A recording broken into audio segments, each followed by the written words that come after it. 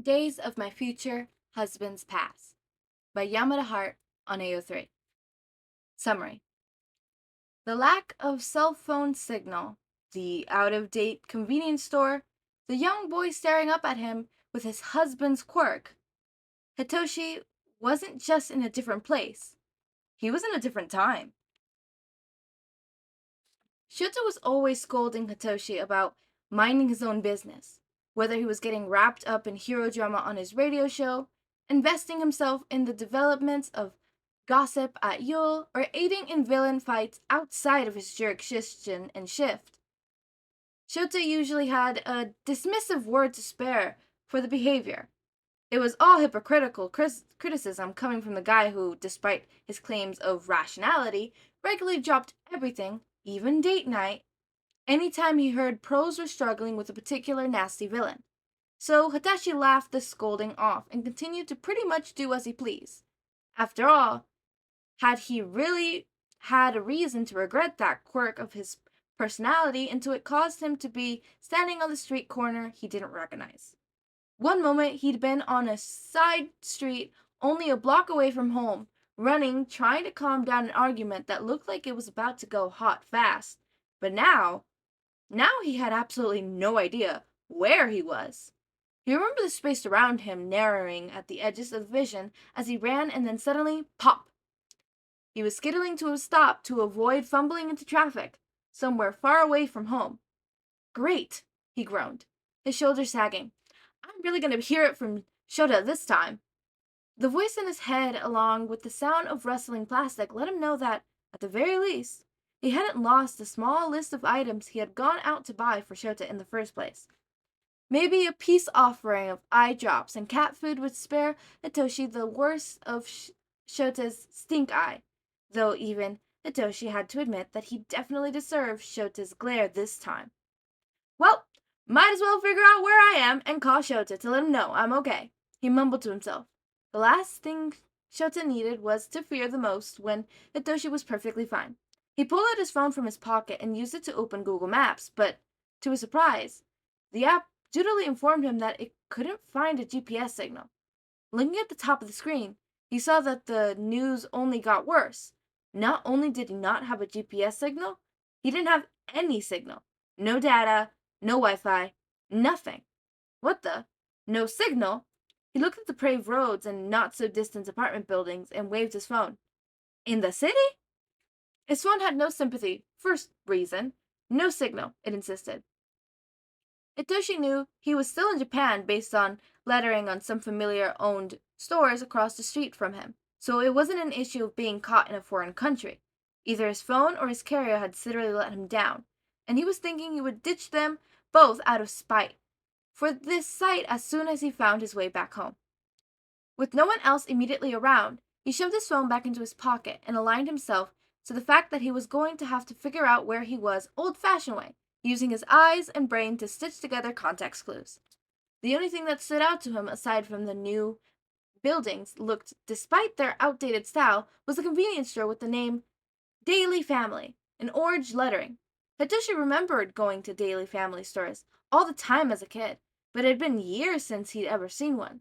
He could have sworn the company had gone bankrupt years ago, in the face of increased competition from stores like 7-Eleven, but this location had the lights on and the shelves were stocked, so maybe some store had stayed open after all beat locations. It felt off, but Hitoshi couldn't quite calculate why. Before he could dwell on the odd feeling further, the sound of shuffling down a nearby alleyway grabbed his attention. Despite being in this mess precisely because he couldn't just keep to himself when events caught his attention, he ran right to the noise without hesitation. Silently, though, he did plead with Shouta to find a little more patience with his meddling spirit. The scene he saw from the mouth of the dead alleyway was pretty run-of-the-mill. Two rough-looking individuals hunched over with their backs facing Hitoshi and focusing on something slightly out of Hitoshi's view. He squinted his eyes, trying to make out through the shadows of the building cast by the light of the afternoon what the thugs had their attention on. He immediately felt the throat begin to burn when he finally made out the small form of a child on the ground. Hey, hey, hey! The last thing he wanted to do was hurt the kid, so no matter how rigorous his rage may have been, he would have to hold his quirk in check. Don't your mamas ever teach you not to pick on kids your own size? A cliche line delivered with the perfect amount of present mic branded cool. Just because he wasn't in his hero costume doesn't mean he didn't have appearances to keep up. The two thugs turned, and upon seeing the ugly mugs, Hitoshi realized that they were practically kids themselves. Neither the scalded punk nor the boy of steel could have been older than 16, 17 tops. On the one hand, Hitoshi knew he could possibly get in trouble if he got caught off-duty proing, beating up some minors. On the other hand, there was no way he could just leave the kid to get plumped by teenage brats. Plus, hey, getting arrested and taken to the police station wasn't exactly the worst solution to figuring out where he was and how he could get home. Definitely top 10 worst, but not the top worst. The two punks made up Hitoshi's mind with him when they came charging at him with his fists raised.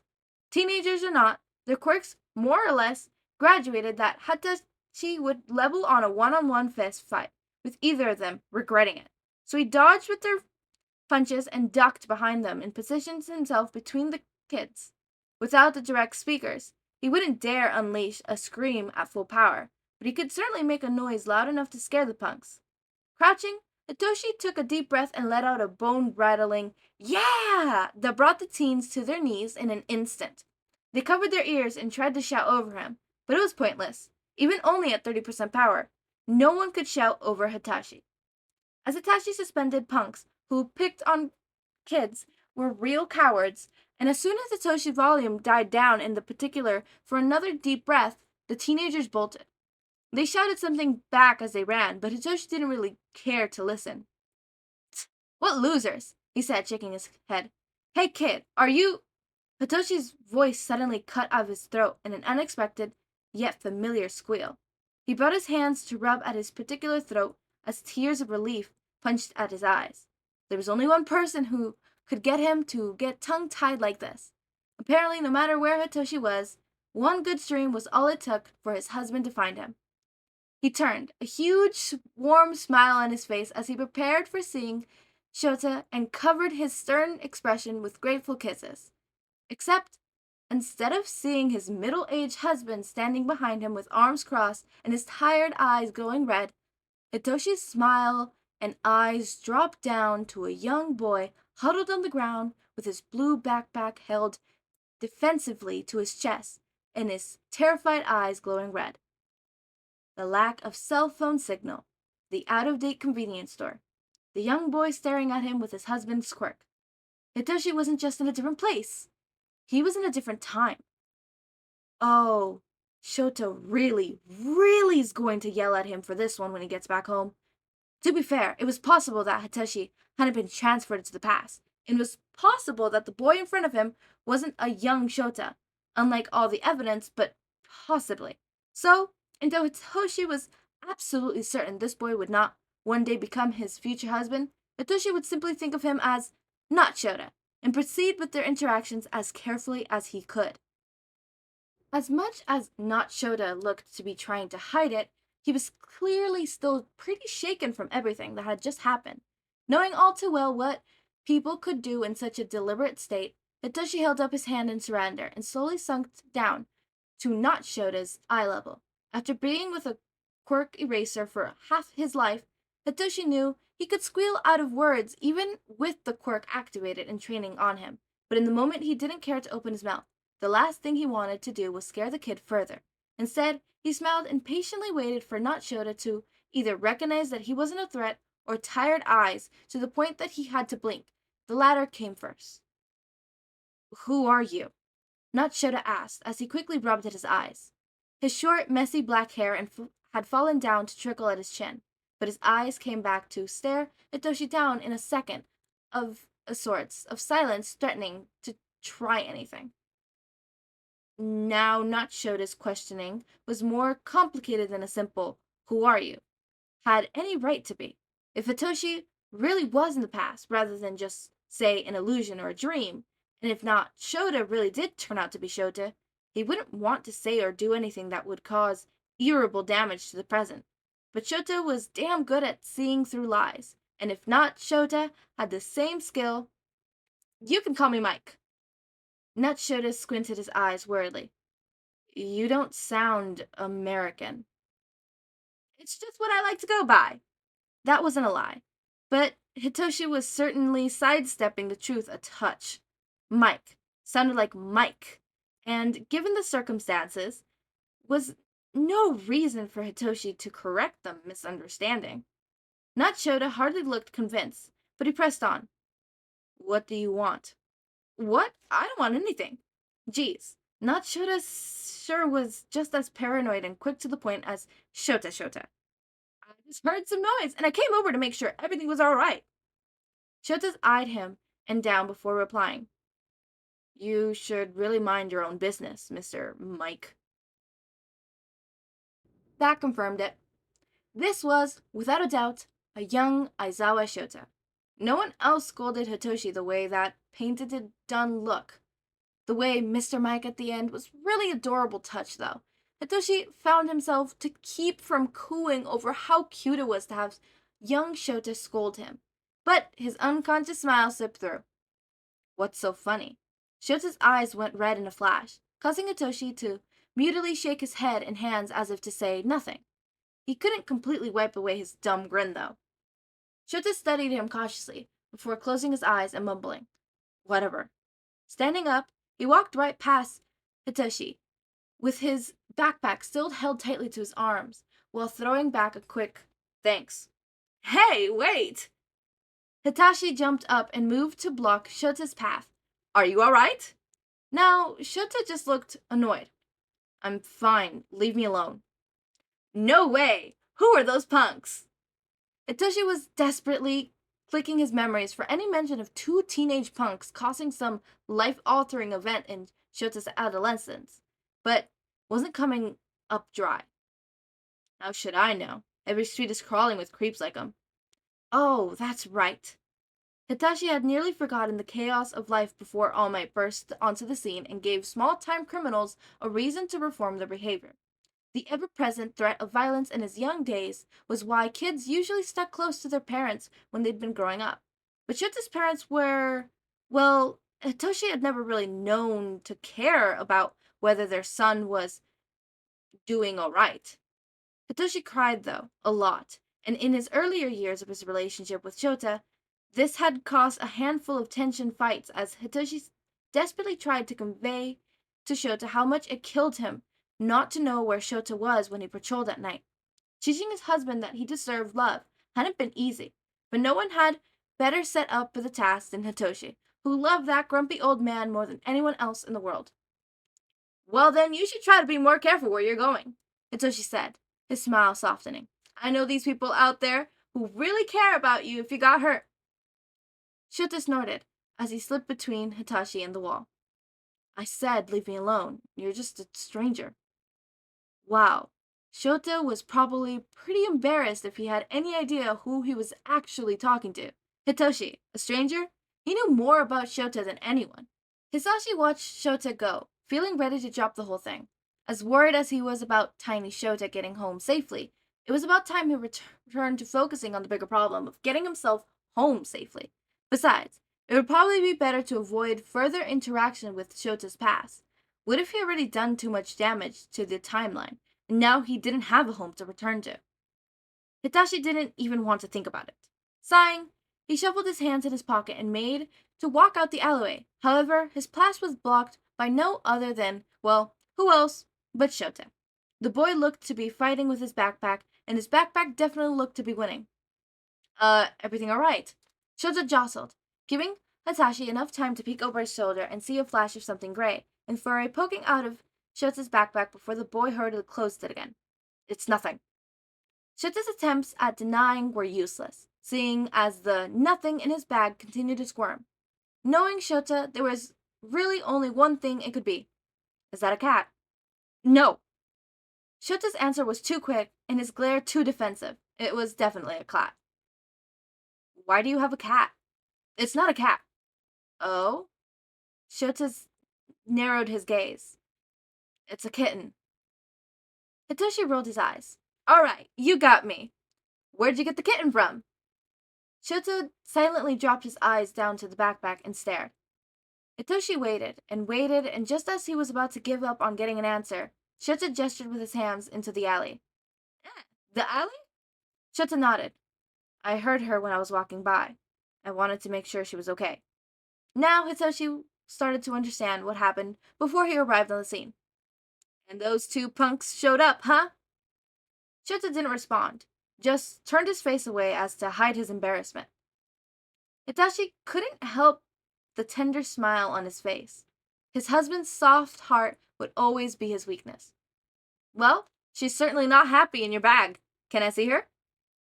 The question whipped Shota's head right back around to Hitachi. Hitachi watched as Shouta pulled up defensively and held his backpack even tighter to his chest, much to the kitten's despise. Hitoshi threw his hands up in surrender. Whoa! I'm not going to take her away or hurt her or anything. I'm like you. I just want to make sure she's okay. The assurance erased the friction of the tension in Shota's body, and that was enough to get Hitoshi to drop his hands. The clog in Shota's mind grinded visibly as he switched his gaze back and forth between his restless bag and Hitoshi. Once the bag finally began to calm down, Shouta took the opportunity to rub at one of his eyes and mumble, Not here. What? You can't see her here, Shouta clarified, sort of. Oh, is there somewhere better for cat viewing? Hizashi was half joking, but Shouta nodded, very serious, and started to walk. When he realized Hizashi wasn't following him, he stopped and looked over his shoulder impatiently. Hitoshi took that as his cue and smiled brightly, jogging a step or two to catch up again. So much for not furthering interfering with his future husband's past. Shouta walked him a couple blocks to a small playground with a single bent side, some rusted climbing bars, and a sandbox. It wasn't until Shouta opened the bag and the sandbox that Hitoshi understood why he brought him here to see the cat.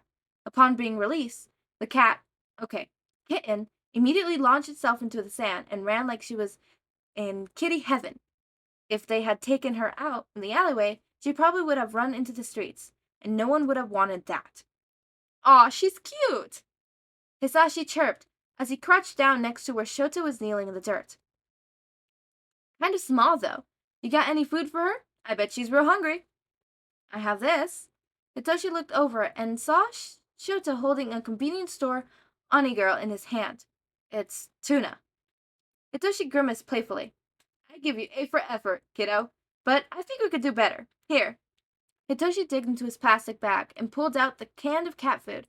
It was supposed to be for their cats at home, but he had the feeling his husband would probably forgive him if he used it for something like this. Shota's eyebrows knitted in confusion. Why do you have cat food? Hitoshi rolled his eyes, smiling. Because I have cats at home? Duh! For the first time since running into each other, Hitoshi was able to see a small defenseless wall crumble in Shota's eyes. You do? Hitoshi nodded. I do! Do you? The wall rebuilt itself in an instant. No. Shouta replied, frustrating biting in his tone. Hitoshi had messed up. He knew Shouta hadn't been allowed to have cats when he lived with his parents.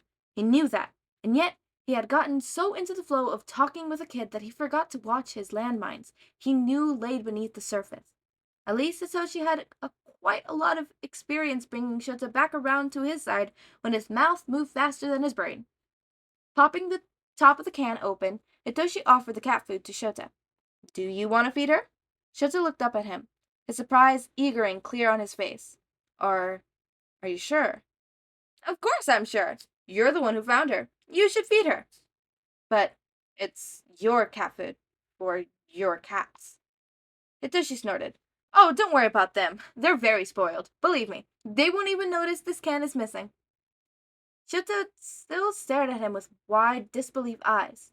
So Hitoshi flashed him a disalarming smile, with the presence of the can a little closer. It took a few more beats, but slowly Shouta reached out and pinned the can up delicately, as if it was made of gold. Thank you, he murmured, his eyes fixed on the can in his hand and a tiny smile twitching at the corner of his lips. Hitoshi had the thought that maybe this wasn't the past after all. Maybe he'd actually died and this was heaven. Adorable, adorable heaven. But now the kitten had an idea that things were going to go on involved her immediately intensified.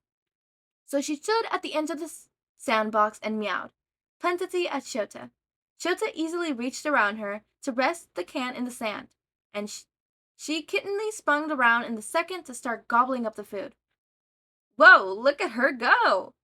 Hitoshi cleared. We better make sure she doesn't eat too much, though. Wouldn't want her to make herself sick. Shouta hummed a sort of half-reply. He was clearly more focused on the kitten than Hitoshi's chatter. But Hitoshi was more than used to that. Do you have a name for her yet? Hitoshi continued on. Shota's eyes shook. I'm no good with names. That's okay. Hitoshi hadn't expected much else. Whether a kid or an adult, Shouta had always trouble making up names. How about we call her Blue Too loud, Shouta warned, his eyes flashing red just long enough to puff out his hair. Sorry, Hitoshi squealed. He always got a little too excited when coming up with names. They both turned their attention back to the kitten. You scared her. What? Hitoshi didn't understand what Shouta meant. The kitten was too invested in the food, if haven't even noticed the slight pickup in volume. Earlier, Shouta clarified as he brought his knees up to its chest. When you screamed. Ah! Hitoshi looked to Shouta and noticed that he was very pointedly not looking back at him. Sorry about that, he said as he awkwardly scratched the back of his head. I probably scared you too, huh?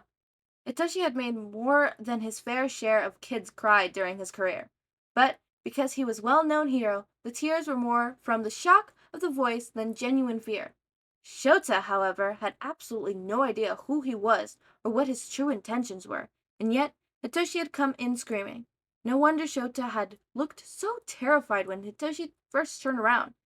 A nasty wave of guilt curled Hitoshi's stomach.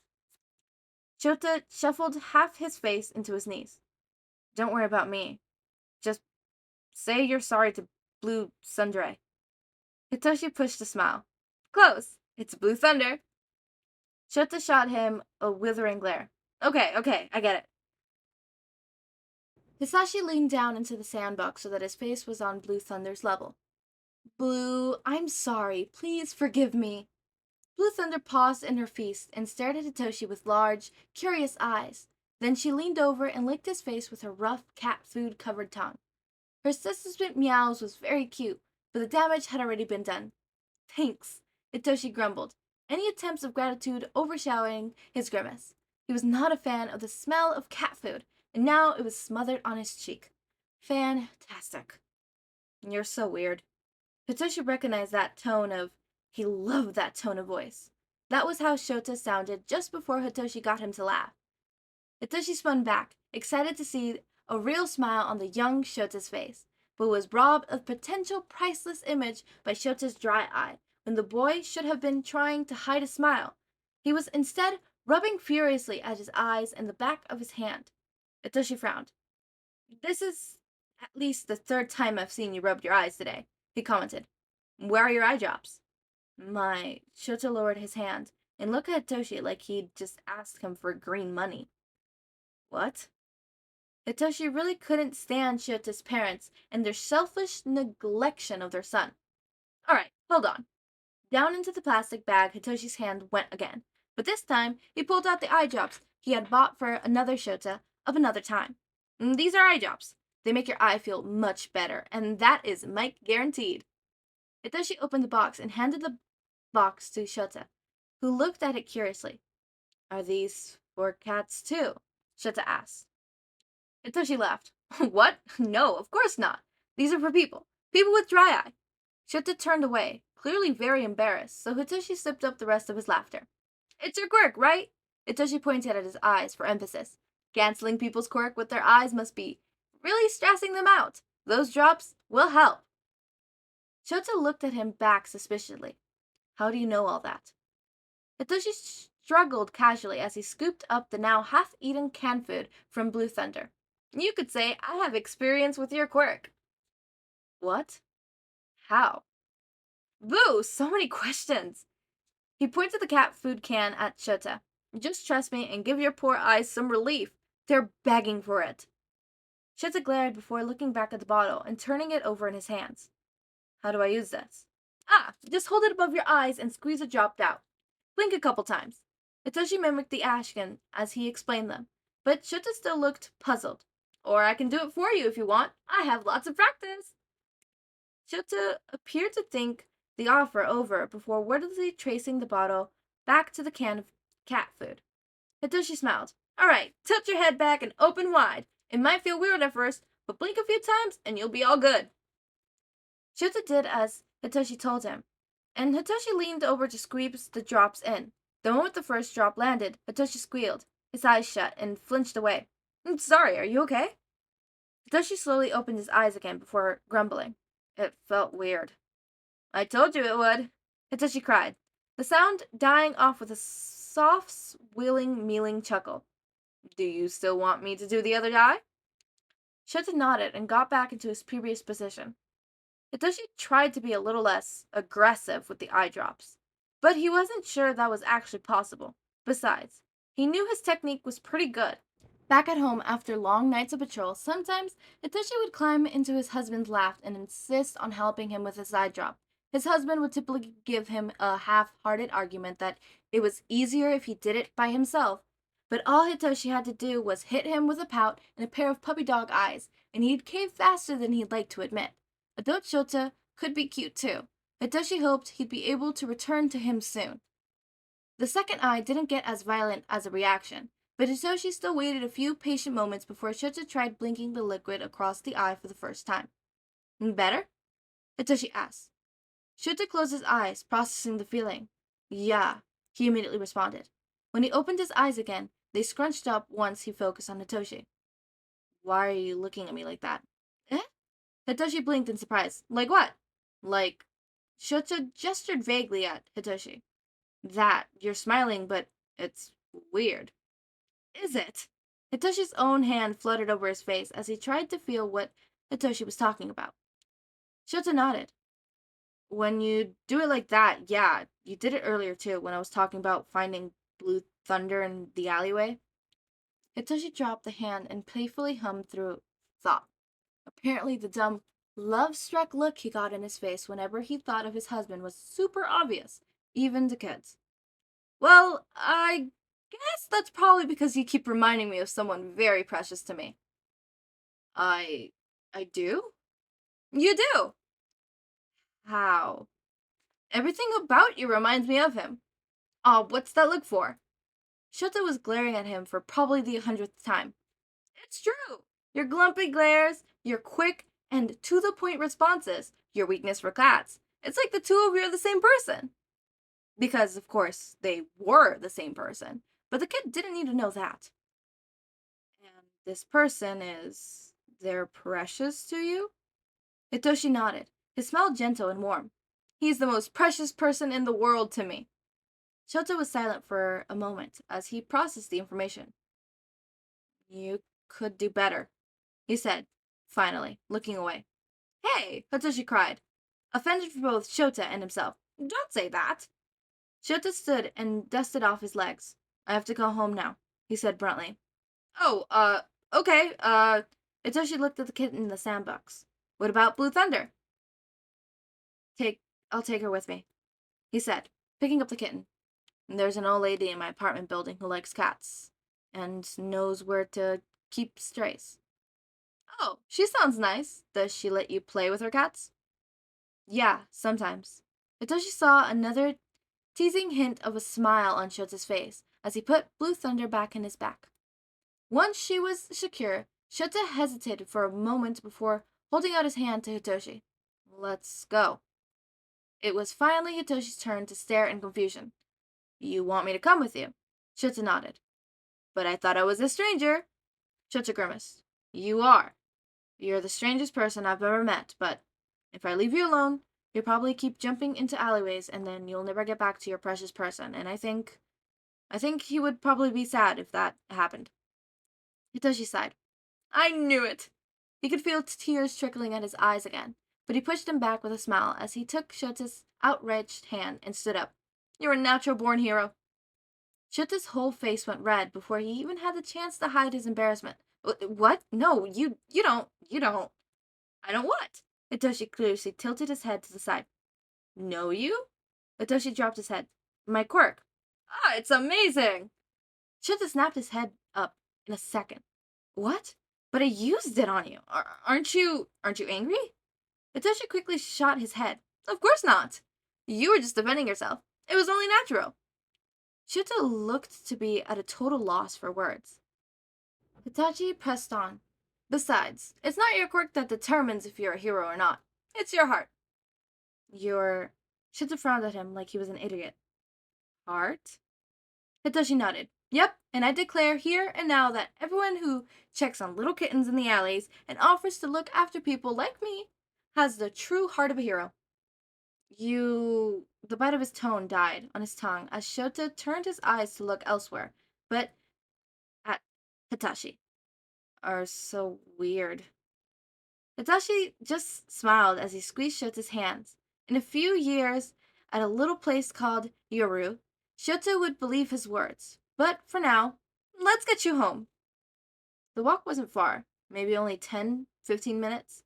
Hitachi wasn't so focused on the time as he was on the small bits of info he was able to get out of Shota about the cats he had seen on the streets over the past few weeks. The real highlight of the conversation were when Shota mentioned he was certainly had a spot of maintenance coup a month ago, and Hitachi told him that he had a maintenance coup at home. Shota's eyes really lit up when he heard that, as Hitachi knew they would. However long the walk was, even if it had lasted an hour, Hitachi felt like it ended too quickly. Do you want to come inside? Shota asked, scooping the two of them outside of the apartment complex. To meet Miss Ishibasha, the cat lady? Hitachi smiled but shook his head. No, I think it's better I start trying to find my way back home. Oh, Shota frowned, as his eyes dropped to their hands. But Hitachi squealed Shota's small hands encouragingly. I had a lot of fun today. Shota returned his eyes, hopefully to Hitoshi. You did. Hitoshi nodded. Of course I did. Could... Shota nervously scalped the bottom lips of his teeth. Could we meet again? Sometime, maybe. Hitoshi's heart simply melted. He just wanted to gather tiny Shota up in his arms and steal him away and give him all the love he deserved. But he knew he couldn't. It wasn't his time to do so. Not yet, anyway. Dropping down to one knee, Hitoshi gave Shota one of his private, softer smiles as he said, I will definitely find you again, someday, and when I do, we could spend all the time you want together. He watched as Shota warily searched his eyes for misdirect and malintent. Naturally, he found neither. Promise? Hitoshi smiled brightly. Promise. Shota nodded. Okay. He slipped his hand away from Hitoshi and took a step back. Goodbye, Mr. Mike. Hitoshi gave a small wave. Goodbye. No more alleys? Shota warned. Hey, shouldn't I be saying that to you? Shota glared at him, but Hitoshi's playful smile didn't budge. Whatever. Hitoshi huffed. Turning around, Shota began to make his way up the staircase on the outside of the building when he realized something. Wait, I didn't tell you my... Shota turned around, but Mr. Mike was already disappeared. Where is he? Who? Shota tightened a hold on the front of the woman's shirt. Adult male, early 30s, loud blonde, loud. I don't... Listen. Shota smirked. He always looked intimidating with his quirk activated, but the particular instance of his glare in the moment was enough to make the devil himself quiver. There have been scattered reports of random disappearances all day, and the only thing eyewitnesses can agree on is you being around. One of them went missing today. It's the man I just described, and you're going to tell me where he is. Or our trip to the police station is going to be significantly less comfortable for you than I'm sure you'd like it to be. I'd listen to him, sister. Eraserhead's a great hero, but he could also be a really mean guy when he wants to be. The sudden voice came from his left side, shocked Shota enough that he blinked, canceling out his quirk cancellation. The tension of the long day of panic finally snapped in his arms, and he punched the woman without thinking, knocking her out cold in an instant. He would have been significantly more frustrated about the lapse in his judgment and control when he finally turned his head to the side. He didn't see his husband, who had been missing for at least a couple hours at that point, standing next to him, smiling. Hi, Hitoshi. The loud blonde laughed awkwardly. Hey, I'm home, I hope. Shouta dropped the woman to the pavement outside her apartment building and pulled Hitoshi into a bone-crushing embrace.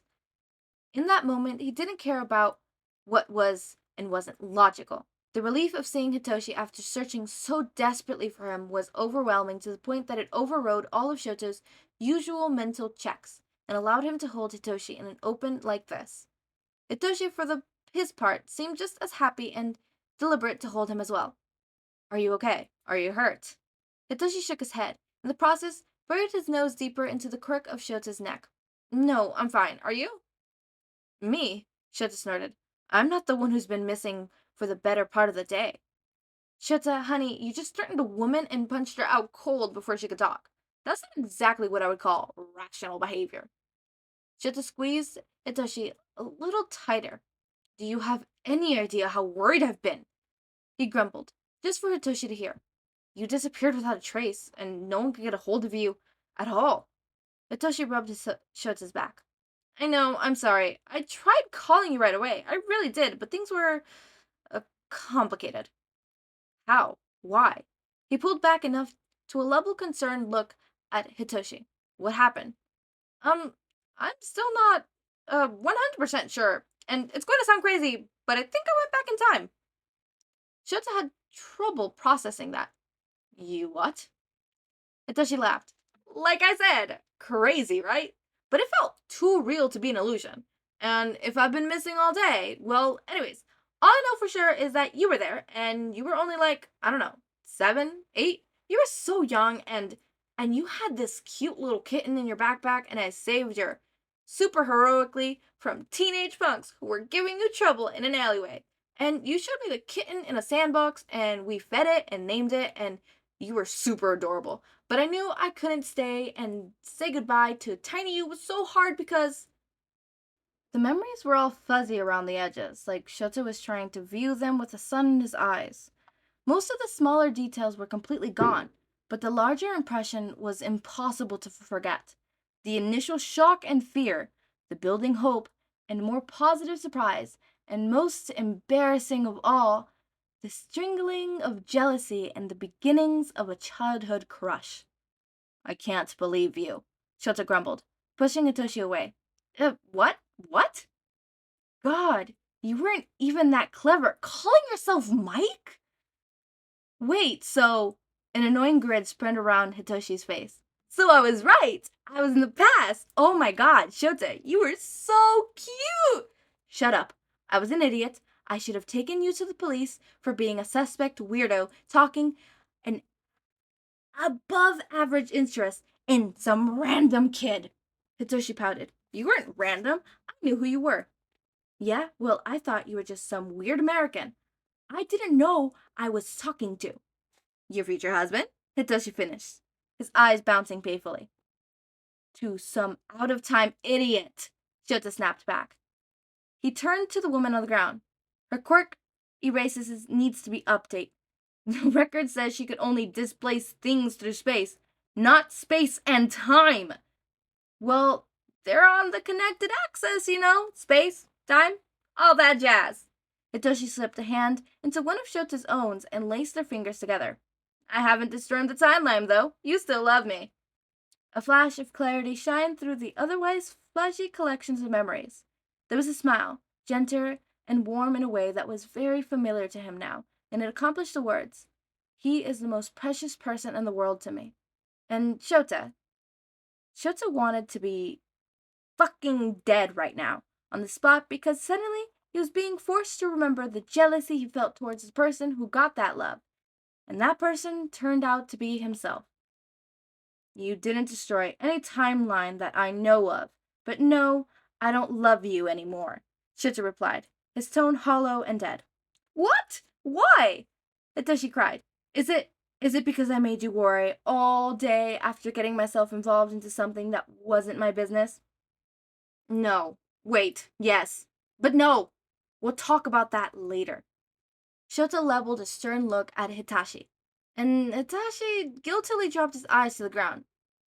It's because you tricked me. Hitachi lifted his gaze. Excuse me, I what? When? When I was a kid, Shouta explained. You tricked me into thinking you were someone cool. Hey! Hitachi tried to sound insulted, but his laughter broke up the act. God, Shouta was so glad to have him back, safe and sound. I am super cool. Shouta tried not to smile, and when he failed, he just buried his face in his scarf. Come on, we have to get you and this woman back to the station. I'm sure the police want a statement detailing what happened to you. Try to leave me out of it as much as you can. Hitachi peeked into his cheek. I'm not making any promises I can't keep. Normally, Shouta would have just rolled his eyes, but this time closed them as he leaned into a kiss. That's the only real cool thing you did, he mumbled. Huh? Shouta opened his eyes again, but kept his gaze off Hitachi. The only cool thing you did was keep your promise. You actually did find me again. The memory of the warm afternoon had been pushed aside to collect dust in his mind, because over time he had come to believe that Mr. Mike had been the desperate image of a very lonely young boy. As such, he thought he held that promise close to his heart, never expecting to really be found. Shouta felt arms wrap around his waist as Toshi pulled them together once more. Of course I did, honey. I love you. They really did get to the station, but Shouta Tremendous's arms were wrapped around Hitoshi's before he could use them to push him away. Do you plan on keeping the other half too? After spending all this time, that's what you want? Hitoshi laughed. You really remember a lot, huh? Not really. Just the stupid little things that made his stupid little heart feel like it wanted to pop right out of his stupid little chest. Well, I'm sorry I kept you waiting so long. You know I would have stayed if I could. Shouta shook his head. No, I'm glad you didn't stay. He rested his forehead on Hitoshi's shoulder. I'd rather have you like this. Me too, Hitoshi replied, his voice softer than before. Even though I knew I was with you, I still really, really missed you. Does that, make sense? About as much sense as everything else does today, Shouta snorted. Yeah, Hitoshi replied, laughing. But, luckily for you, now you can spend as much time as you want. Hitoshi lifted his head. How much time you got? After all, I do my best to explain any of this to the police. All the time in the world. I'll take it. Shouta murmured a kiss. He had waited a long time, but Hitoshi, despite all the troubles he caused, was worth waiting for.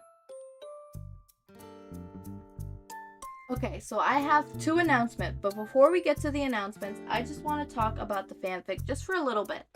I love this trope, this time travel trope. It always brings a very interesting narrative to the story that I very much love and appreciate it. I'm very much going to give this a bookmark. I'm going to download it. I'm going to add my own annotations later on in my own time. And I'm definitely going to leave a kudos because I really loved this. It was such a cute little one-shot. I loved it. I know I'm getting Present Mike's name wrong. I normally just call him Mike. I never call him Hizashi.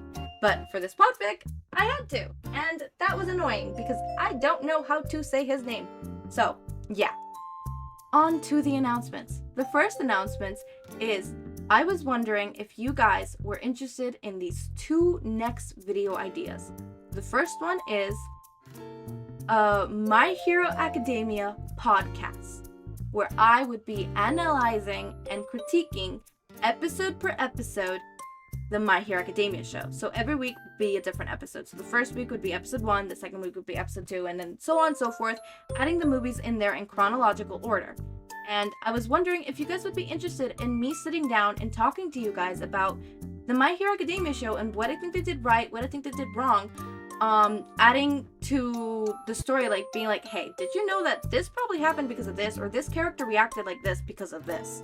Because I also really love psychology. I know a bit a thing or two about psychology, and just generally, I'm a people watcher and a people observer, so I know sometimes people do certain things for certain reasons. It is quite interesting. Now, the second video idea. This is a podfic, a new podfic, one you have never heard of and have never read, and I guarantee 100% with my whole life I would sell my soul on that, because it's a fanfic I'm writing. It's a fanfic I'm writing. Now, it is following the My Hero Academia timeline with a bit, changes here and there, because of course, I personally am changing it a bit just so that it makes a bit more sense, or to just, add more things or whatever, right? For my reasons, I'm changing certain little things here and there. But, here's the big but. The main character is not Izuku Midoriya. In fact, Izuku Midoriya is a second main character. Sure, we still follow some of his viewpoints, but he's not the main focus. The main focus is a character named Lily Moore, a black, disabled, young, quirkless teenage girl in the My Hero Academia universe who is in the hero course, taking place in Mineta's place, because I hate Mineta with all my heart. Anyways, but yes, I was wondering if you guys would be interested in following her story, right? She is an OC that I've had for, years, literal years. And, I made this fanfic mainly for my friends because they love her so much. And, originally, it was the fanfic of her being an anti-hero, but I switched it up for her being a quirkless hero because I was like, I'm feeling silly, I'm feeling goofy, I'm switching it up. And then it hit my thought, what if I do a podfic about it? Because, I do podfics. What if I podfic it? And I upload it on AO3. So I was wondering if you guys would be interested. Most likely, this would be a very long fic. It would be probably 2 years of me uploading it, right? Because I'm planning on it having at least 50 chapters, right? Because mind you, it's gonna go in detail on, everything that happens in the My Hero Academia universe. But of course, with her presence, right? Which would change a lot of things and add some new details and stuff like that. Because, butterfly effect, you add one, or domino effect. Which one is it? I get those two confused. Whatever. Effect of the timeline, you get my point. I was just wondering if you guys would be interested. Leave that in the comments if you're interested, right? Thumbs up, and then put which one you're interested in. Or if you're interested in both, put that you're interested in both, I just want to know if these two are things that you guys are willing to look. If so, I will work on making them possible, and it would be weekly uploads, right? You would get some more content of mine. As always, make sure to eat, sleep, drink water, take your meds, have a wonderful day or night. Join our community server, link is in the description. Subscribe to see more of my content, and thank you so much for watching.